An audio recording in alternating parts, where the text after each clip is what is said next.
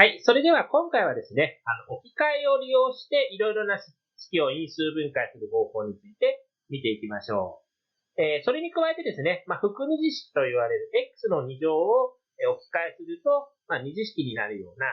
そういう式の因数分解についても見ていきます。はい。それでは因数分解のやり方についてちょっと復習していきましょうね。今まで学習した方法で、まず一番最初に学習したのが、共通因数でくくる因数分解。これが一番大切な因数分解ですね。これは、各項に共通してかけられている式や共通因数があれば、それでくくって因数分解できるよという方法でした。次に考えるのが公式ですね。定解の方式を逆に使うと因数分解の公式になって、うまいことですね。公式の左辺の形になっていれば、それを右辺の形に因数分解ができると。そういうふうな方法でした。で、これらの方法を今まで学習したんですけれども、これらの方法だけではうまく因数分解できない場合があります。今回は、そういうふうな式の中で、置き換え、これは多項式をですね、一つの塊と見て考えることですけれども、それをすることによって、因数分解が楽にできる。そういうふうな問題をですね、今回はちょっと考えていきたいと思います。はい。それでは問題見ていきましょう。まずこういう問題ですね。カッコ x プラス2のカッコ閉じるの2乗マイナス6カッコ x プラス2カッコ閉じるプラス5という式です。で、これ x プラス2の2乗とかマイナス 6×x プラス2を真面目に展開して計算することもできますが、これ大変ですよね。で、この時に今、展開の時にも使った方法ですので、イメージは湧くと思いますけれども、x プラス2というのがこれ共通して存在します。ですので、ここの部分を一つの塊として、計算をしていくと楽だよっていうのが、この問題の解き方になりますね。で、わからなければ x プラス2を、大文字の m でも何でもいいんですけれども、置いて、m の2乗マイナス 6m プラス5というふうにしてください。そうすると、公式を使って、m マイナス 1×m マイナス5というふうにすることができます。で、元に戻すと、この式が出てきますし、慣れれば、一度に一気にですね、x プラス2の一塊として、x プラス2のマイナス、x プラス2のマイナス5っていうふうに一度に因数分解できるとかなりかなとは。で、あとはこれ計算ができますので、計算をして、数の分は計算ができますので、x プラス 1×x マイナス3っていうふうに計算ができて、これが答えという形になります。よろしいでしょうか。じゃあ次の問題に行きます。はい、次、同じような問題ですけれども、カッコ a-2b カッコ閉じるかける、カッコ a-2b マイナス3カッコ閉じるマイナス18ですね。で、これも、いちいちまだ展開してからってやると、大変です。で、わかると思いますが、a-2b ですね。ここの部分を一つの塊としてします。で、この問題の場合は、置いてもまた一回ちょっと展開しないといけないんですけれども、ね、こういう形で、a-2 の一塊として、展開をすると、a-2b カッコの2乗マイナス 3× カッコ a-2 というふうにすることができます。で、次に公式を使うとこうですね、公式マイナス3足してマイナス3かけてマイナス18というふうになりますので、プラス3とマイナス6に数分解して、a-2b とプラス3と a-2b マイナス6というふうに計算することができます。こう説明してもちょっとわかりにくい人は、m っていうところも置いてくださいね。そうすると、m×m-3 マイナス18で、一旦展開をして、m の2乗マイナス 3m マイナス18。で、やると m プラス3と m マイナス6の積になりますので、これを戻すとですね、a マイナス2プラス3と a マイナス2マイナス6ができますね。ということで、これが答えとなりますね。これは一度展開してからまた因数分解しないといけないので、ちょっとカッコ1は難しいですけれども、分かっちゃえば一緒ですね。はい。では次の問題見ていきましょう。今度は x の2乗マイナス 4y2 乗プラス 4y マイナス1という式ですね。で、この式なんですが、因数分解しろって言って一番多いのが、前の x の2乗マイナス 4y の2乗、ここが因数分解できるもんだから、これで因数分解するっていう風にして、こういうふうに前の2つの項だけで因数分解しちゃう人がすごく多いんですね。で、これれは当然答えとして正しいかというと、間違いで、なんでかっていうふうに言うと、プラスが入ってますよね。4y プラス、マイナス1っていう式があるので、これは、プラスが入ってると因数分解じゃないよっていうのは前説明したと思います。で、さらにこういうふうにしちゃうとですね、この先計算することもできないんですよね。この先、共通因数もないですし、どうしましょうっていうですね。そういうふうなことで、こうすると、詰まっちゃいます。ですのでどうするかなんですが、この問題の場合、ちょっと、勘を働かせないといけないんですが、後ろの3つの項ですね。ここをひとまとめに考えて因数分解をします。で、ここを因数分解すると、ちょうど括弧の2乗の形が出てきてるんですね。で、前の x の2乗と合わせて2乗引く2乗の形を作れるんですね。そういうふうな形で因数分解することができるんですよね。で、具体的に、こういうふうな形で、x の2乗マイナス、括弧 4y の2乗マイナス 4y プラス1、括弧閉じるというふうにして、まず後ろの3つを因数分解。そうすると、x の2乗マイナス、括弧 2y マイナス、括弧閉じるの2乗で、ちょうど2乗引く、2乗の形ですね。2y マイナス1がこれ一塊になってますけれども、で、2乗引く2乗なので、足すかける引くですね。の形に直すですね。ここ一塊にして、x プラス、括弧 2y マイナス1と、x マイナス、括弧 2y マイナス1と。こういうふうな形に因数分解することができます。わからなければ、2y マイナス1をね、これm かなんかで、x の2乗マイナス m の2乗というふうにしてください。そうすると、公式使って因数分解できて、戻せば、この式が出てきます。で、あとは計算ですね。マイナスの括弧の部分は符号が変わりますので、x プラス 2y マイナス1と x マイナス 2y プラス1の積。これが答えになります。はい。これまでは、一次式を置き換えする問題を見ていきましたけれども、ここでは、二次式をですね、置き換えするような、そういうふうな問題もちょっと見ていきましょう。こんな問題です。x の4乗マイナス 3x の2乗マイナス4ですね。で、これはですね、x の2乗の2乗、x の4乗、x の2乗の2乗というふうにすることができますので、x の2乗を一塊にして、因数分解。わからなければ、x の2乗を大文字の x というふうにしてください。ただ、大文字の x について、2乗マイナス 3x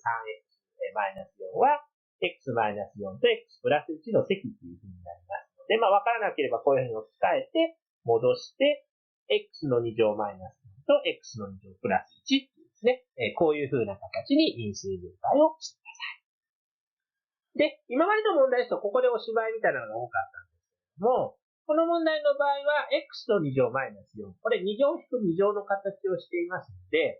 まだ因数分解することができます。ね。で、因数分解ができるところは、できるところまでやるっていうね、因数分解の計算の大切なところですので、これをさらに因数分解して、答えとしては x プラス 2×x マイナス2、それから x の2乗プラス1。これが答えになります。ちなみに x の2乗プラス1なんですけれども、2乗足す2乗の形ですね。この形は実は、因数分解が今のところできない形になります。ね、で、どういう式の時に因数分解ができて、どういう式の時因数分解ができないっていうのはまだちょっと難しい判断にはなるんですけれども、因数分解できない代表的な式として、この2乗足す2乗の形ですね。この形はちょっと、押さえておいてもいいかもしれません。ね。ということで、答えは、x プラス2と x マイナス、それから x の2乗プラス1っていうのが答えになります。この括弧1みたいな式に、x の2乗を、一文字にすると二次式になりますので、こういう風な式のことは、複二次式っていうことがあります。これ複二次式が出てきたときは、x の2乗を一つの塊として計算しましょう。はい。じゃあ次の問題ですね。今度はこういうちょっと難しいやつ。x プラス 1×x プラス 2×x プラス 3×x プラス4マイナス24ですね。で、これ、前の4つの掛け算が、計算しないと、展開しないとどうしようもありませんので、まずここの計算をします。で、その時にがむしゃらに展開をするんではなくて、同じ部分が出るように計算の順番を工夫すればいいですよっていう風な問題でしたね。で、この問題の場合は、x プラス1と x プラス4、それから x プラス2と x プラス3を、ひとまとまりで計算すると、これ、後ろの数の和が両方とも5になりますので、計算すると、x の2乗プラス 5x プラス4と、x の2乗プラス 5x プラス6というふうに、x の2乗プラス 5x っていう部分が同じ、式が出てきます。で、x の2乗プラス 5x を、これ一塊というふうに考えて、まずは展開しますね。そうすると、x の2乗プラス 5x 括弧の2乗プラス、足して4と6足して10になりますので、10括弧 x の2乗プラス 5x 括弧。プラス24マイナス24というふうになります。で、プラス24マイナス24を計算することがあって、ここが消えてですね。で、次に x の2乗プラス 5x の、2乗と 10×x の2乗プラス 5x がありますので、x の2乗プラス 5x が、これ共通因数。で、x の2乗プラス 5x×x の2乗プラス 5x プラス10というふうに、因数分解することができます。これ x の2乗プラス 5x、ちょっとこれまとまって考えるのがややこしければ、x の2乗プラス 5x を大文字の x みたいに置いて計算してください。そうすると前の部分が x プラス4と x プラス6の、計算、マイナス24で展開をして24が消えて、それで因数分解またして計算する。で、x を x の2乗プラス 5x ですね。すみません、大文字の x ですけれども、そういう風にすると、左側の式が出てくるなっていうのがわかると思います。で、x の2乗プラス 5x、ここの部分は、これ共通因数また x がありますので、因数分解がまだできます。はい、因数分解してください。さっきと一緒で因数分解できるところまで計算するというのがポイント。後ろの x の2乗プラス 5x プラス10なんですけれども、これ、因数分解の公式がもし使えるとすれば、3番目の公式ですね。x プラス a かける x プラス b の展開の逆公式を逆に使うっていう風な形で考えられるんですが、足して5かけて10になる数を見つけない。ところが、足して5かけて10になる数ってありませんよね。ですので、この後ろの式はもうこれ、因数分解、今までの方法では基本できませんので、これはもうそのまま答えです。ですので、答えとしては x かける x プラス5、かける x の2乗プラス 5x プラス10という風な形で計算する。よろしいでしょうか。はい。では次の問題です。今度は x の4乗プラス 3x 乗プラス4ですね。さっきの括弧1から、符号がマイナスだったのがプラスに変わった問題になります。で、この問題なんですけれども、括弧1と符号が変わっただけだから一緒にすればいいじゃんっていうふうに思うかもしれませんけれども、仮に x の2乗、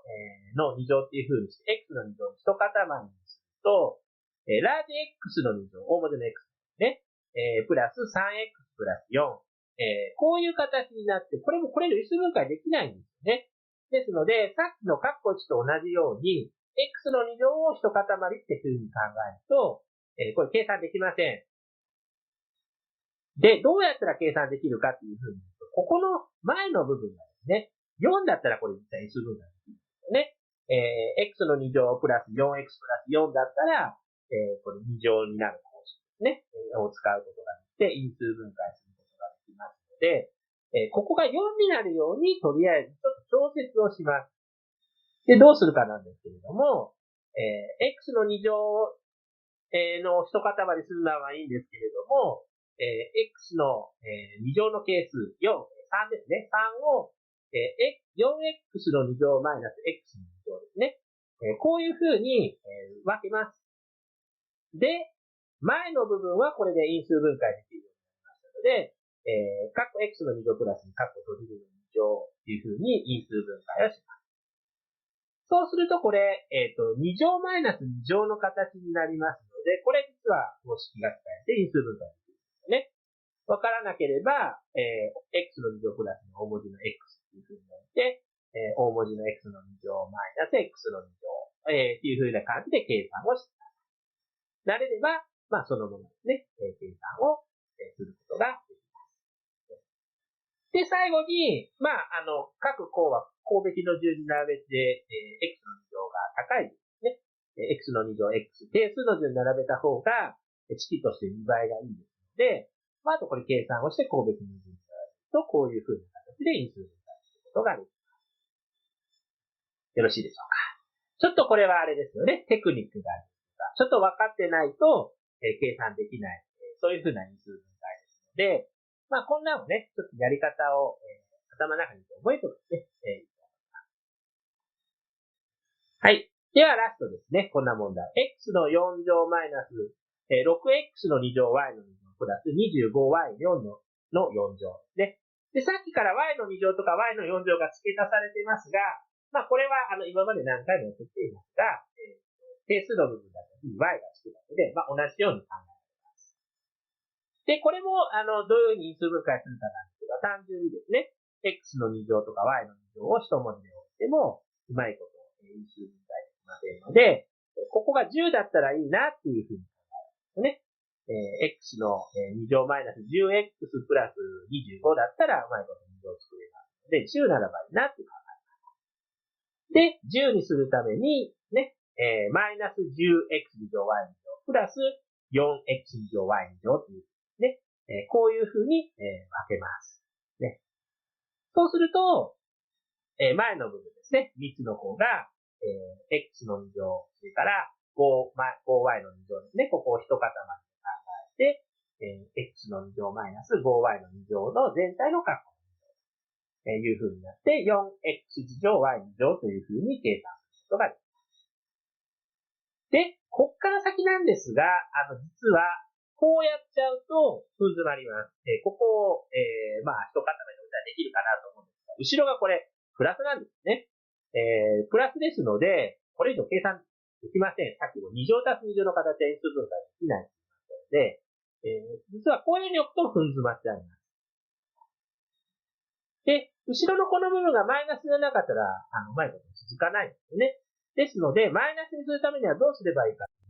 と、同じく、x の2乗、y の2乗の前を10にしたいんですが、ね、今度はプラスにするんですね。で、プラス 10x の2乗 y の2乗。ただ、プラスにすると、もともとマイナス6だったやつがプラス10になりますので、マイナス 16x 乗 y の2乗。ね。マイナス 6x 乗 y 2乗を 10x 乗 y 2乗マイナス 16x 乗 y 2乗。こういう風にして計算します。まあ、要するに、うまいこと、2乗引く2乗の形が出てくるように、ちょっと工夫して計算しないといけないんですね。で、そうすると、前の3つの方で、x の2乗プラス 5y の2乗全体括弧の2乗。後ろの部分は16なんですけれども、4の2乗ですので、マイナス括弧の 4xy 括弧閉じるの2乗という風になって、2乗引く2乗の形なので、まあさっきね、x の2乗プラス 5y の2乗の塊で考えて、2乗引く2乗の形で計算をします。で、まああとは、計算整理すると、ね、まあわからなければ、さっきですね、m を x の2乗プラス 5y の2乗というふうに置いて計算をします。で、これをまあ順番にわかりやすくまとめると、こういうふうに計算することができて、x の2乗プラス 4xy プラス 5y の2乗と、x の2乗マイナス 4xy プラス 5y の2乗というふうになります。ここまで行くと結構難しいので、もしちょっと不安だったらですね、逆に、答え出てきた式を展開して、元の式が出てくるか、ね、確かめてみるといいと思います。はい。以上いかがだったでしょうか。では今日の、まとめに入りたいと思います。今日はですね、まあ、展開ときもやった方法なので、だいぶ慣れてきていると思いますが、置き換えを利用する因数分解をします。置き換えを利用する因数分解では同じ部分をひとまとめに考えます。まあ、こういう式が出てきた場合は、x プラス2を一塊として考えて公式を使うんですね。わからなければ、x プラス2を m と置いて、一つの文字にして計算。で、次学習したのが複二次式という。x の2乗を一つの文字にすると二次式になりますね。これはそのまま、ひとまとめにして公式を使って因数分解ね、そのままできるタイプと、それからうまいこと2乗引く2乗平方の差を作る形が、いけない形が出てきます。で、平方の差を作る形は x の4乗プラス4というところですね。ここを見て x の2乗の係数を、ちょっと調節してうまいこと2乗引く2乗を作ってください。はい、以上お疲れ様でした。しっかり復習してくださいね。ではまた。